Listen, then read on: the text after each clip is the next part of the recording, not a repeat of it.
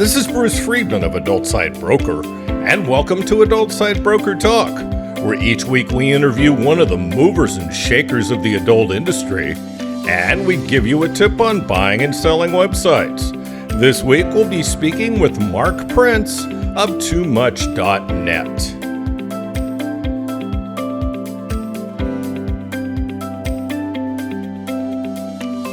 We're proud to announce we've launched a new website at adultsitebroker.com. This attractive new site is easier to navigate and now includes this podcast inside of it. Check it out at adultsitebroker.com. Refer sellers or buyers to us at Adult Site Broker, and our affiliate program, ASB Cash, will pay you 20% of our broker commission. This can amount to tens and even hundreds of thousands of dollars. Check out asbcash.com for more details and to sign up. And we're proud to announce our latest project, thewaronporn.com. You'll find articles on age verification laws and more on the industry's plight in the war on porn and the numerous attacks on us. Go to thewaronporn.com and check it out. Now time for our property of the week that's for sale at Adult Site Broker. We're proud to offer a highly active, organically grown Reddit community centered around the stalking and foot fetish niches. With over 158,000 members and strong daily engagement, it's one of the leading spaces for adult fetish content on Reddit. The subreddit has grown rapidly in recent months, adding over 8,000 new members in just the last 30 days. It was launched in 2016 and has grown with zero paid marketing. It's become a top destination within the stalking and foot fetish community, consistently ranking high in related searches and Reddit discovery feeds.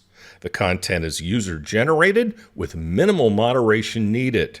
Unlike many newer subreddits, this one has years of traction, SEO weight within Reddit, and a loyal user base, making it a powerful platform for potential monetization through affiliate links, premium content, cam traffic, or custom funnels. The subreddit has already been lightly tested with a cam white label integration, demonstrating promising early potential.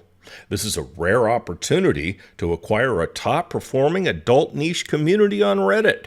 There's little upkeep needed with virtually no overhead or content creation required.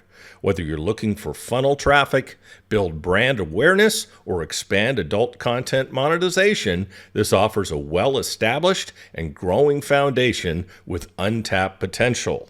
Only $175,000. Now time for this week's interview. My guest today on Adult Site Broker Talk is Mark Prince of TooMuch.net. Mark, thanks for being back with us on Adult Site Broker Talk. Thank you very much for having me, Bruce. It's a pleasure. 3 times, you're a brave guy. Or a glutton for punishment, one of the two. Yeah, maybe a bit of both. With over 2 decades of experience in the adult industry and technology, Mark is the innovative force behind TooMuch.net, a leading video chat and technology solutions provider. Specializing in cutting-edge platforms like FanLink and Miricam, Mark has built a reputation for delivering top-tier services to influencers and content creators worldwide. While Miricam was discontinued this year, Mark still provides technology and assistance to some of the industry's biggest names.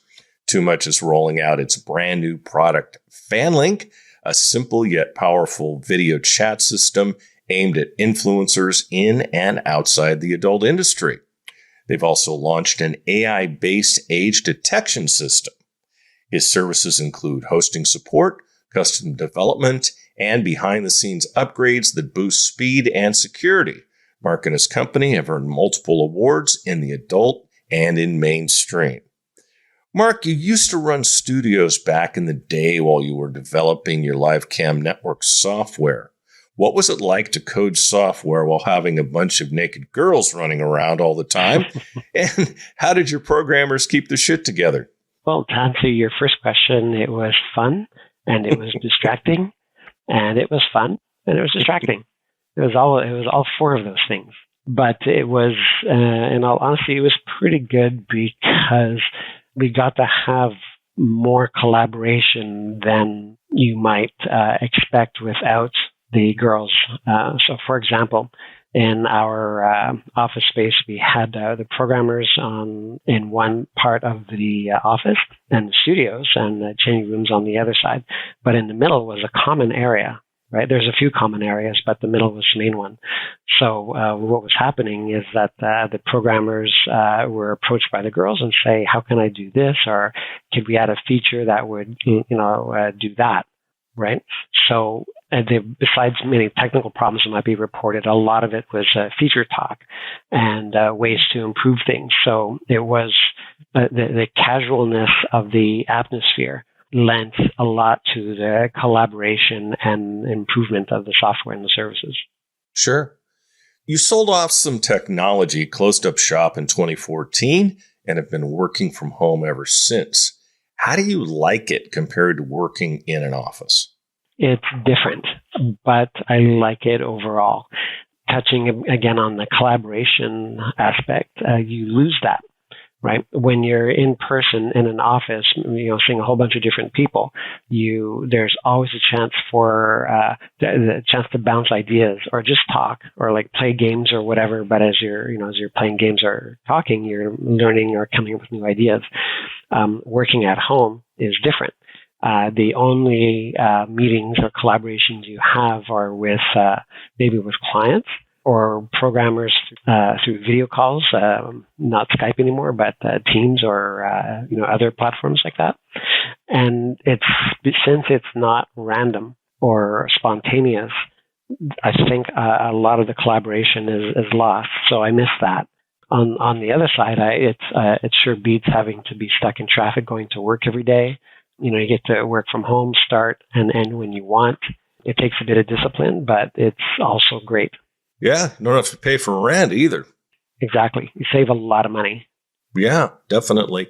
One thing that comes to mind before I ask my next question about mainstream, there's a lot that's changed in the adult industry. Talk a little bit about that, starting from when you started an adult to today. I think I would probably say, there's a whole different thing, a whole ton of different things that have changed, right? If we talk about technology for a second, when I started way back in the olden times, the format for video wasn't even video. It was called JPEG push. There was a bunch of, frames, maybe you got 4 frames per second on a teeny tiny little image, and that was amazing at the time. And then it became Flash video became popular, and then it became Windows Media, or vice versa. I forget now, and of course today it's MP4.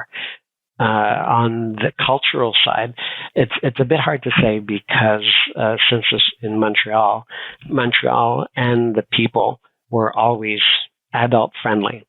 So the girls that were doing, we ran ads in college newspapers, for example, and had no problems doing it. But in other cities, they couldn't get away with doing anything like that at all. Today, adult is still accepted, more so, not just in Montreal, but in North America. So many people are in adult now. It's become more acceptable. To a degree, in some ways, it seems to be going backwards. Yeah, I think it depends where you live. A lot of places in the United States are getting more restrictive, right? Imposing more and more laws, and it's kind of flipping around in some places, I'd say. I don't know for sure. I'm just going by based what the new laws are in places like Florida and Kansas and things like that. 22 in Canada, states. yeah, well, I think it's 10 states now. I have to check. No, it's 22. But 22 states. Wow. 22 yeah. states. So, but in Canada, the needle hasn't moved one way or the other. It's just okay, naked girls doing naked things online. Okay, who cares? Next. Yeah, I think in Montreal, that's kind of the French influence now, isn't it? Yeah, I don't know if it's French, but it's definitely Montreal. Yeah, which a great part of that culture, I think, is French, right? Yeah, for sure. Well, yeah, Montreal is primarily French-speaking, French everything. Yep. I'll never forget, when I was a young man, I used to go to Lake Tahoe, and I used to stay in this motel owned by a French couple. And let's see, it was Pierre and Jean were oh God, I'm going back 35 years. No, 45. God. Pierre and Jean were the couple.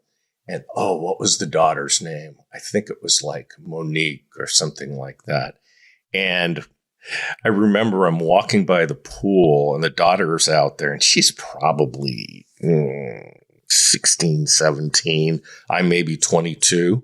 And I walk by the pool and she's out there in a bikini sunning herself. And Pierre notices me looking at her and he goes, in France, before you fuck the daughter, you need to fuck the mother first. Okay. It was pretty hilarious. That kind of told me a lot about French sex culture. Okay. I don't know how true that is everywhere, but yeah, I mean, the people are more relaxed here. Absolutely. Good thing to say. Talk about the changes in the adult industry since you started. Not technically, but just the changes. A lot's changed. Yeah, it's hard for me to say because I don't have a God's eye view of the whole industry. I only see my parts, right? What or I can see out of my light cone or whatever you want to call it. The adult is as for performers has gotten harder and harder. It's harder and harder to make money thanks to other businesses like tube sites hogging all the eyeballs. I feel bad for people who just are getting started in adult, or and they under the impression that all they need to do is show their bodies and they make instant cash. And then I feel even worse for the ones who do this for months at a time, building up content for their own website, only to have it all stolen from them. So I mean, I don't envy those people. They might be having fun, but it's harder to make money. It's harder for them to make money than it ever was. Well, but for the creators, though, for the individual performers, in some ways, it's a lot easier with things like OnlyFans. Yeah, that's right. It's if they're doing it for their own websites to sell and promote, it's very tough. But if they're joining an existing platform such as OnlyFans, that's different, right? And I still think they have to hustle. It takes a lot of work and a lot of social media savvy. But the ones who do it right and who really, really know how to flirt and to present that fantasy to customers are the ones that can do extremely well. Yeah, I follow a lot of creators on X. One of the people I follow is Cherie DeVille, who's obviously a superstar. She did our 200th episode, and it was great. We talked mainly about advocacy in the adult industry. And every day when she posts, it's gold. It's absolutely gold, but you see the work that goes into it. My God, it's, multiple posts, and I'm sure she has people working for her, but wow, different costumes and different ideas. And she's a great example. If you don't follow her on X, you should, especially for any aspiring creator, because that will really show you the way to do it right. When did you start taking on mainstream clients, and do they know you're in the adult industry? Yeah, well, I always did a couple of mainstream things on the side, like helping friends or, previous companies where I was employees at. Like, as I got into computers in the 80s and 90s, right? So I had a bunch of different jobs before I quit my last one, but I still was in touch with everybody. But the mainstream stuff started to take off for me again after I closed the last studio in 2014. In 2016 or so, I started to get a couple of calls here and there, and can you help with this or that? I said, sure. I'm not going to refuse business. And then it exploded when COVID hit. Everybody was in trouble and needed to move fast and was ready to pay top dollar, for everything. So that's when it took off. It's a beautiful thing. How has AI changed the way you work? Oh, a lot. I haven't been this excited about technology since I first saw the internet back in the 90s. Wow, that's quite a statement. So, Yeah, it's true. Like I remember back in the 90s, my friend of mine so I used to work for him in the 80s, and then I quit, but we stayed friends. And then in the 90s, he showed me this weird thing called the internet in his basement, and what the heck is this and all that stuff. And I remember my imagination wouldn't stop racing. Like, how could we use this? How could we use this? And so now today, AI is like everywhere. And when I first came across it years ago, been a couple of years now, it was really exciting and still is. So I use it as it's basically called agents. You can create agents that help you do software, right? You can use agents to do different, deeper kinds of research for you and things like that. So I use the usual chat GPTs and a few others, but I'm also running AI machines here in my house and a couple online, but the online ones are expensive, so they're just temporary ones. I try to do everything here and on premises instead because it's less expensive. Yeah, I was reading yesterday, I read an article about how you could set up your own chat GPT on your computer. That's so cool. Yeah, it's not that hard. You do need a really fast computer. If you're going to get into it, I would suggest that you make a budget to go and buy a fast machine with lots of RAM, good 64 or 128 gigabytes of RAM, and not necessarily the top of the line GPU, but you want something like an NVIDIA 4070 or something like that, which costs, just that card is something like $1,000 or whatever. Well, that's not a big deal. It's not too bad, but it's better if you have two of them. And like you can set up like an AI server like that, or an alternative. And a lot of people don't believe me, but it's true, is you can use an Apple Mac Mini Pro instead. And those are faster because of the architecture, right? But anyway, it doesn't matter what system you use. It can run on Windows or Macs or Linux, and you can run your own. And one of the big bonuses is that you can do what you need to do an adult without worrying about being banned from ChatGPT. Yeah, that's definitely. I mean, they've relaxed their rules some, but still certain words and things they have a problem with. That's right. It'll if you give it some words it doesn't like, it'll stop and say you can't use those words, and then if you press your luck, it'll just stop. It'll just say, I won't work anymore on this project. And if you do too much, you lose your account. Interesting. It's okay. I got a lot of accounts. I got a lot of Gmail addresses, so I got a lot of accounts. Never come close to that, though. What's your home office and setup like? I mean, I think you alluded to some of it. And tell me how you're using it. So my main go-to computer is an Apple Mac M4 Mini, the new one. I work in front of a 49-inch monitor, and I have a secondary 28-inch monitor beside that. And my office is low light and it's ultra quiet. There's no machines in here with fans making any kind of noise at all, because I hate fan noise. But at the same time, when I'm working, I'm listening to heavy metal all the time. And the louder, the better. I have speakers and subwoofers here in my office. And, I just crank it when I'm working because I don't know why. The loud noise of music helps me concentrate, but fan noise drives me up the freaking wall. And I also have, just for fun, I have an old PRS-80 from the 1983. That is actually working and connected to my network, and I'm going to connect to an AI, and I'm going to make a video just showing using a 40-year-old computer. 40? Jeez. 40-year-old machine. Crazy. On AI, just because I want to do it. That's neat. How can people run their own AI servers for regular or adult content? So it's pretty easy. You need to, all the software you need is free, believe it or not. So you can do this, like I said, on a Mac or on Windows. There's a bunch of different resources, but one resource I like is on YouTube is Network Chuck, and he has a video that takes you through the steps on setting up your own AI server. So he gives you the instructions. You go and you download different software, you run it, and you're chatting with your own documents on your own machine. Jeez. Sounds so easy. It's not bad. It's surprisingly, the faster you compute, the faster it'll give you the results, right? So, but it's not hard to do. You could have it up and running in 15 minutes. Jeez, that's crazy.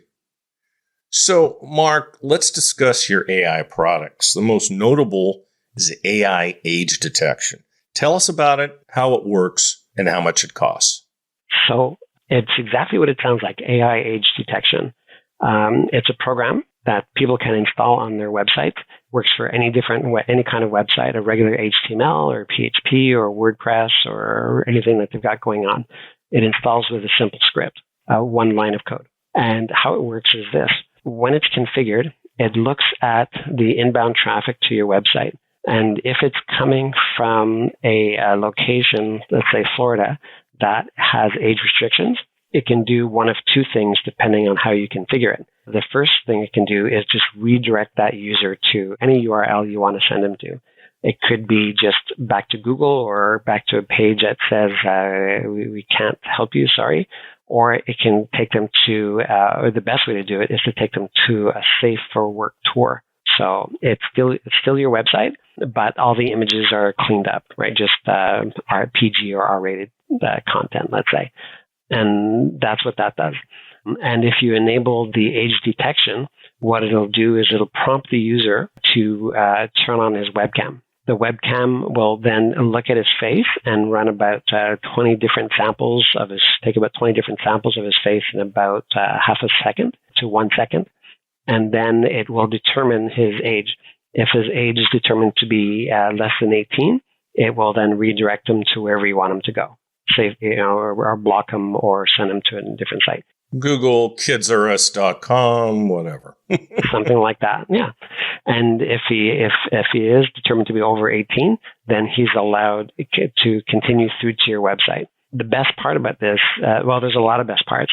The first best part is that it does not collect any personal information about the customer, right? So it won't capture his face, for example, and save it. The second thing, it runs completely in his browser. Okay, so he doesn't have to download anything. He doesn't have to click any extra things except to allow camera access to him. That's it. And the process is super fast. So 1 click, 2 click, and he's finished. The other best part is that it does collect information that is available to the users, to the site owners. So, for example, in the logs, it shows you how many people came from which different site, where they were redirected, if you have that redirection set up, how many people passed age verification, how many did not. And it can even determine additional things like the sex of the person, right? If you try to trick the system, like holding up a photo of an older person, let's say, it's smart enough to detect that. So, and people can, the cost, there's a few different versions. They can buy it for $890 a year, or they can rent it. That's actually, the rental's coming in a few days, but we didn't set the price yet. The main difference between the basic, enhanced, and the pro versions are, one of them is for single domains, and the other is for multi-domains. So if you have several different domains, you don't need to buy a separate license for each one. You just need one. You just need one. So if I have 100 sites, it's just $890. Correct. Oh, no, sorry. That's the basic one. The pro one is $1,200 a year, and it doesn't matter how many domains you have. You can have as many domains as you want, 1,000 if you have it. Wow. That's crazy. And is this compliant with the regulations for the individual states? I don't know. The regulations are changing. Different states are different. That's the thing. Yeah, exactly. The only requirement is that you have an age verification system in place, that you are trying to do the right thing. And some of them want proof. So let's say you have a member who signed up. They want proof that this member actually passed the age verification system. So on something like that, then that it's possible to do. We have to modify the software a bit so that it'll assign a token to every user who signs up to your site so you can see it later. So that's compliant as far as that goes. But it's different between states, and it's changing. So I have to know for sure, we have to see if we can keep up because it's it's the company is we're not megabucks, right? We're not rolling in dough. So, and I don't know for sure if this will be like some people who ask about it think it's great, but one of them actually even said to me the other day, he goes, you know what, $890 a year, that's too expensive. I'd rather take my chances and get sued. And just like, good luck. Okay, yeah. Good luck. I know someone who just did. So yeah, me too. Yeah. That they're Not and good. like even if they get away with it, that just the legal cost of fighting this is going to be ridiculous. For them, they'll be out of business before they realize it. So yeah. Penny safe, pound foolish, right? mm. So you've also got something rather interesting: AI porn to safe for work image conversion. Tell me a little bit about that. So this was a fun project, and it's actually like we're offering it as a service, but people can actually do it if they want to run their own AI server, touching on the subject you said earlier. So it's something that they can do themselves. But how it basically works is this. If you're a company and you have, let's say, you have tens of thousands of images and they're all explicit nude content, and you need to make some safe for work versions or safe tours or whatever, it's very, very time consuming to convert those images to block out the naughty bits. So we have an AI powered service that does this for them. And this is something you can't do with ChatGPT because it'll laugh at you before it deletes your account, right? But yeah, so what it does is it's actually two different versions of that program. So what it does is it looks at every image, and when it identifies boobs or butts or penises or vaginas or whatever, it will block them out just by putting a square block. Ooh, right? Just like Japan. Yeah, just like that. Or you have the option to blur it out, right? But it'll censor the image, and it'll do that for, if you have 10,000 images, you say create a safe version, and it'll do it. It takes a bit of time, but 10,000 images would be done maybe in about 30 minutes kind of thing, depending if they're smaller images, it'll do it faster. If they're bigger images, it'll take longer, but it does it really fast. There's a different version of that. It's the same software, just slightly different. And what it does is it looks at every image and then describes what it sees using AI, and will convert. It'll then build a gallery for those images. So let's say you have a bunch of images of a blonde girl, having sex with somebody in a park. The AI will look at those images and describe them and create a title for the gallery. It'll create the title of the gallery website itself, using the correct title and meta description and keywords, not just for every page, but for every image in every page. And even better, it can write that data to the meta description of the image itself. So it's pretty good. That's your AI product, right? Yes, correct. Okay. All right. You skipped ahead on me there because I was going to ask you about that. Let's back up. The AI porn to safe for work image conversion, what's the cost on that? It's like $100. It's because it doesn't take very much time at all. So if you have like 10,000 images, it's $100. If you have like say 50,000 images, it's like $200. So, but you said they can do this themselves. That's right. So if they want, then we'll sell them a license to use the software instead. For it's going to be about the same price, about $200, but probably less. Because it's easy to use and we don't have to support it, so we have very little cost. So you might just say, here you go. We just don't want to have to support installing it. We're going to say, here's your instructions, here's the requirements. You need this kind of machine, and you need this, and you need that. And if you don't have it, then don't buy it because we can't support you. Yeah, good luck not having to support something. People are going to have questions, man. Come on. Oh yeah, but I mean, like they have to have the hardware to support it.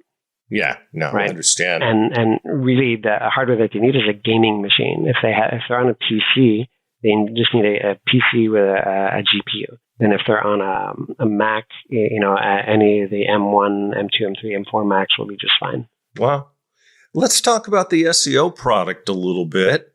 What advantages would this be for someone's SEO?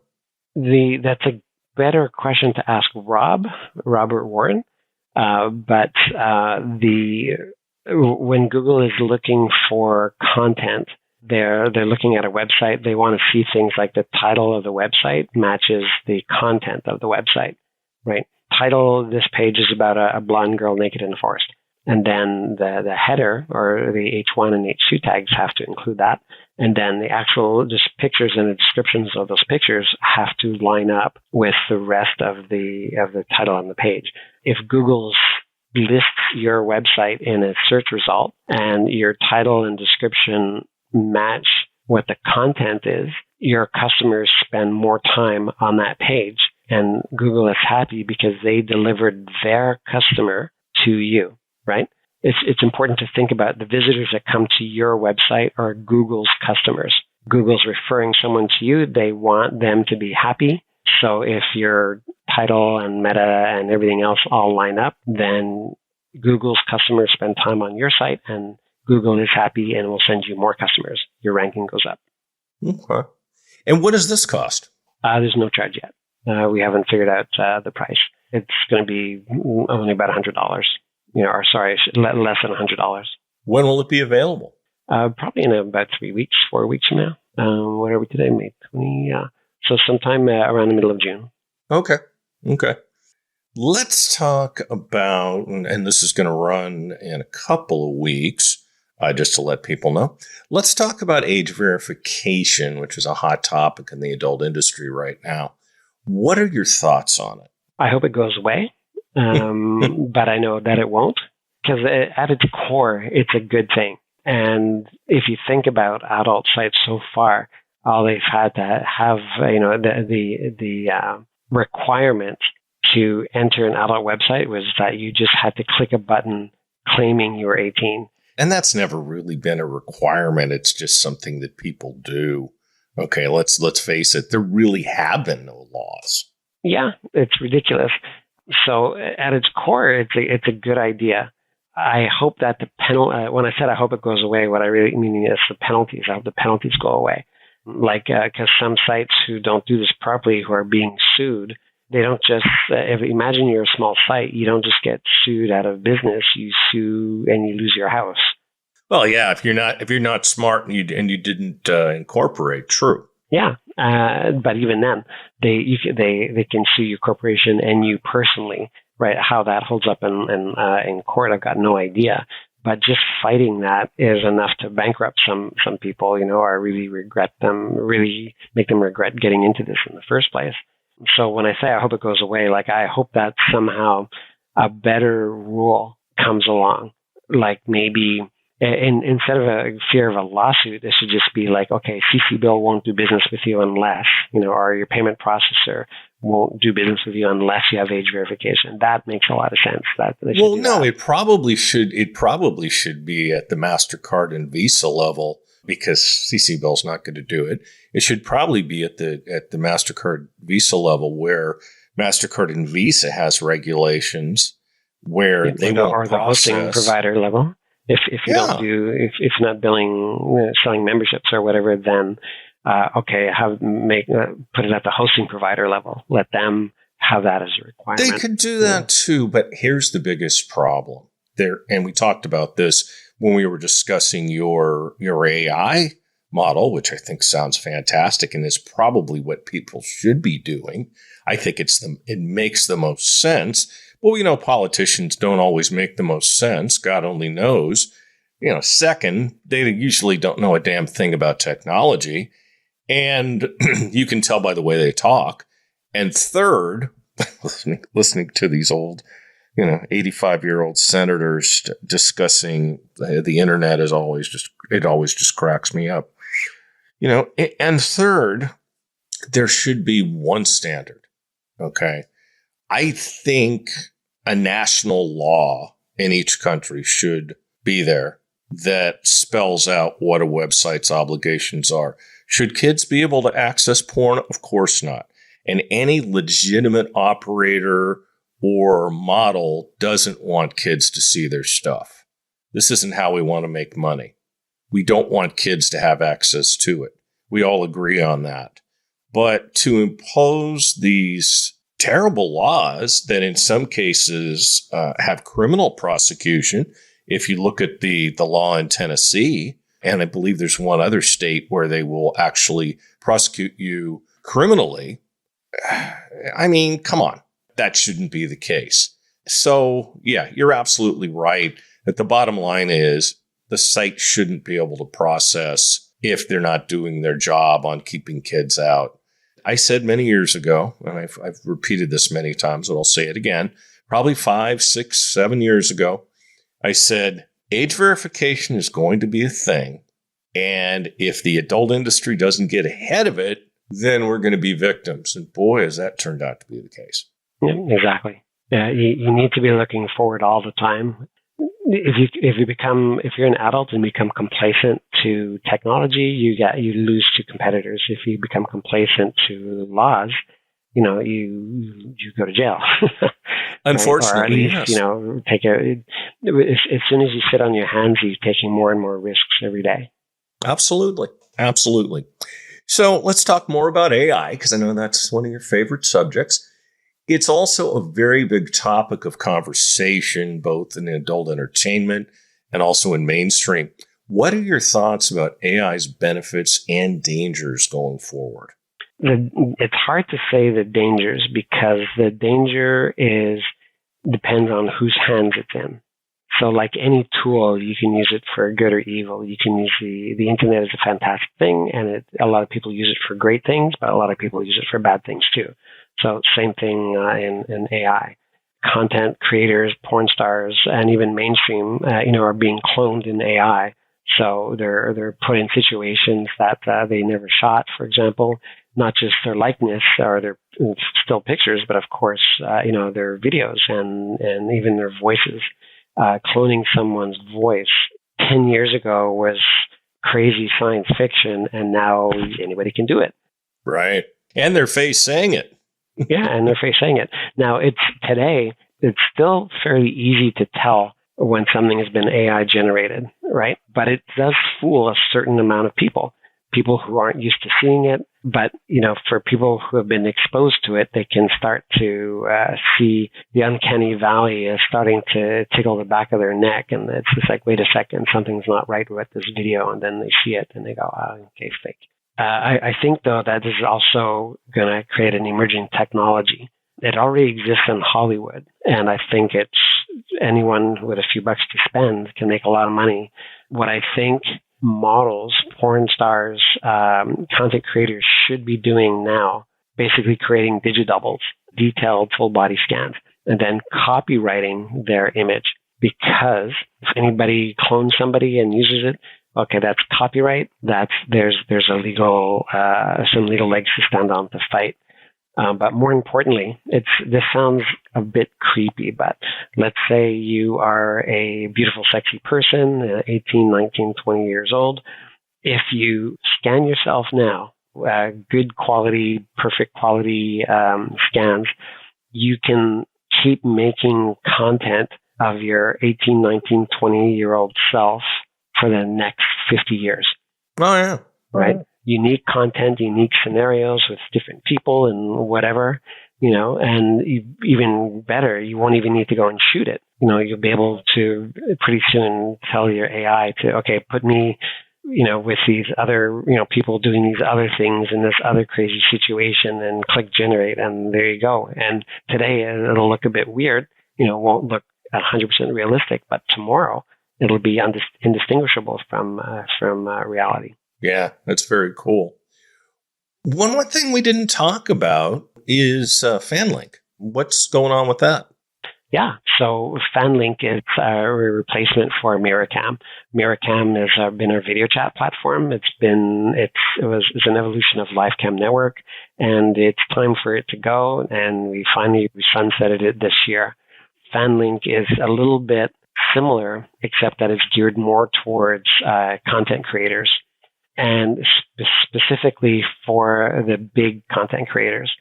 If you imagine a webcam website, the models on there now have to basically beg for private chat time. They have to beg for tips, beg for love sense, wiggles, and all that stuff, right?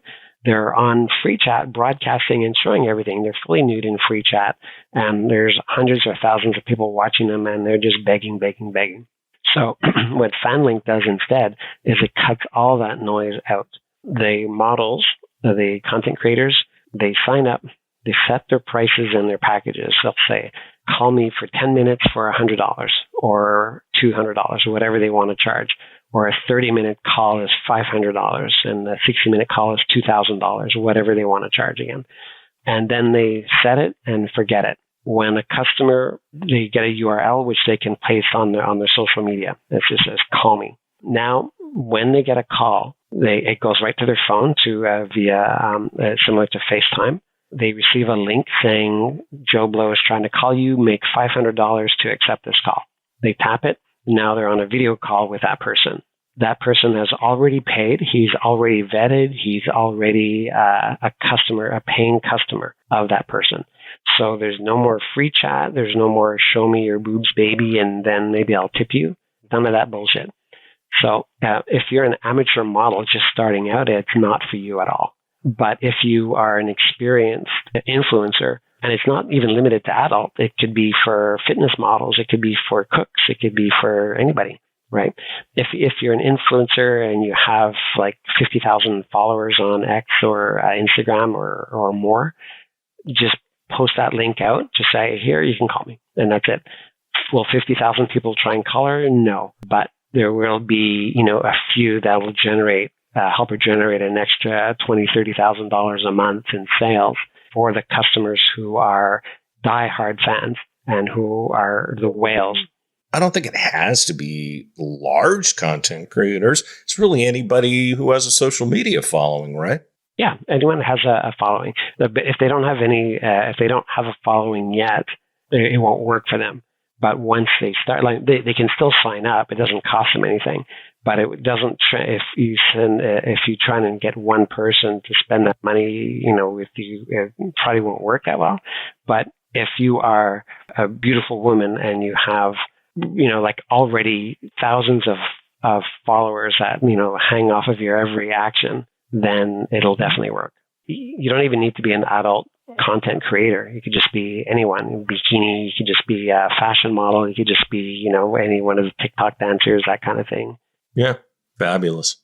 So who are you primarily working with these days?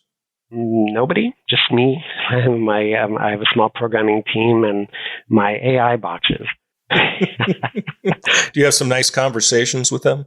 As a matter of fact, I do, and it drives my wife up the wall. Yeah, and this is something that anyone can do, but I do it because I'm insane. So we know, but we still love you. Yeah.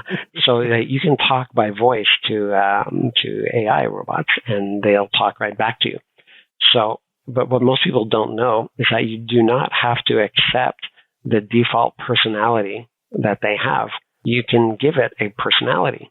And I forget the movie.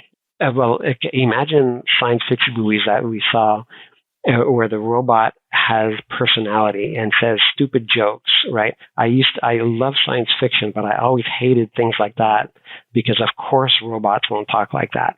Even in that movie, Christopher Nolan's, what's the movie? Interstellar. One of the robots in there, TARS, he's got personality, and I fucking hated that part of the movie because I just thought it was the stupidest thing. But anyway, now that'll never happen. Of course, AI's got personality. So what I did, I told it, do you know who Marvin the Paranoid Android is? And he goes, yeah, from Hitchhiker's Guide to the Galaxy. So I said, okay, pretend like you're that character, but even more paranoid, and throw in some Rodney Dangerfield. Oh God! And mix that all that up. And God! I need you to record one of these conversations and send it to me. I'd be more than happy to do it because it's so much fun, right? I'll have my conversation. Like, how do I fix this, or what do I need to do? And it'll respond to me as a ultra paranoid comedian and insulting AI back.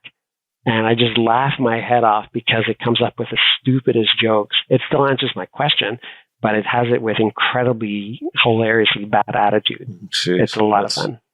That's great. You should have done Don Rickles. That's even better if you want to get insulted. Don Rickles. Absolutely. Yeah, I forgot about Don Rickles. He was awesome. Throw him in there. I saw a great documentary on Don Rickles. Oh, man. He was a lovely man. And Rodney, on the other hand, I saw him live one time, and my side was splitting. I saw him in a big amphitheater, and we had good seats. Oh, my God. I love both of those comedians. I never saw either one live. No, I never saw Rickles. But I would have loved to have seen him. But Rodney, oh my God. Yeah. Oh, he was funny. Well, hey, Mark, I'd like to thank you for being back with us on Adult Site Broker Talk. And I hope we'll get a chance to do this again soon when you have your next great idea. No, thank you very much for having me, Bruce. Always good to talk to you again. And yes, I'll definitely let you know. Thank you. My broker tip today is part 8 of what to do to make your site more valuable for when you decide to sell it later. Last week, we talked about information needed to give the buyer and being transparent with the buyer. Here's more information on what to give to a potential buyer. How well has your content been protected from piracy, and what steps have you taken to protect your content? Are you using a piracy takedown or monitoring service? These are important things to know. What promotional tools do you offer to your affiliates? The more tools you offer, the more successful your affiliates will be. What is your traffic breakdown by country? Tier 1 countries like the USA, Canada, the UK, Germany, and Australia are the most preferred. Add in anything else that will add value to the sale of your property that you can think of, such as what custom scripts do you use? What content management system software is on your site? Do you use billing or affiliate software like Nats? What's your retention rate? How you retain your members is of the utmost importance. How many joins and rebuilds do you have a day? Do you buy advertising? And if so, what kind? Can your content make more money on the DVD or VOD markets, or have you already tapped into those opportunities? How much did you spend to produce or buy the content that's on your site? What do you believe the content is worth now? We'll talk about this subject more next week. And next week, we'll be speaking with Alex Ribbon of DreamCam. And that's it for this week's Adult Site Broker Talk. I'd once again like to thank my guest, Mark Prince of TooMuch.net. Talk to you again next week on Adult Site Broker Talk. I'm Bruce Friedman.